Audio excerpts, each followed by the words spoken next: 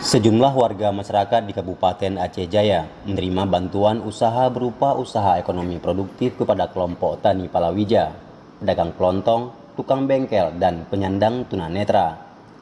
Penyerahan bantuan tersebut diserahkan langsung oleh Bupati Aceh Jaya, T. Irfan TB, dan Ketua DPRK Aceh Jaya, Muslim D, di halaman kantor Dinas Sosial Aceh Jaya. Bupati Aceh Jaya, T. Irfan TB, mengatakan, bantuan yang kita serahkan hari ini merupakan bantuan langsung yang diberikan kepada masyarakat korban konflik, fakir miskin, perbengkelan, tunanetra, dan kelompok palawija atau petani di dalam Kabupaten Aceh Jaya. Ya, digunakan bantuan ini sebaik mungkin ya, agar kedepannya berkembang, dan tidak hanya ini kita bantu.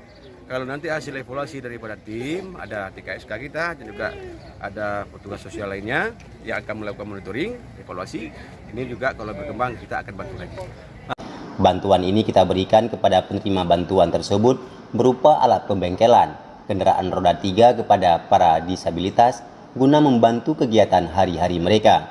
Sedangkan peralatan perbengkelan dan bahan kelontong diberikan sebagai alat bahan penunjang untuk meningkatkan penghasilan masyarakat untuk memenuhi kebutuhan hidup mereka nantinya. Selain itu, menurut Irfan TB, bantuan ini sebagai bentuk kepedulian pemerintah Kabupaten Aceh Jaya dalam meningkatkan penghasilan masyarakat di kalangan bawah. Barang yang kita berikan hari ini memang tidak seutuhnya kita bantu, namun setidaknya bisa menjadi modal awal untuk memulai usaha mereka ke depan. Irfan TB mengharapkan kepada penerima bantuan ini untuk dapat dipergunakan sebagaimana mestinya, sehingga menjadi bermanfaat dalam kehidupan sehari-hari. Bupati Aceh Jaya T. Irfan TB berpesan kepada Dinas Sosial dan petugas di lapangan untuk memantau bantuan ini agar tidak disalahgunakan atau diperjualbelikan kalau memang ada penerima yang menjual bantuan tersebut, agar ditindak tegas dengan cara mencabut kembali bantuan tersebut kepada pihak penerima.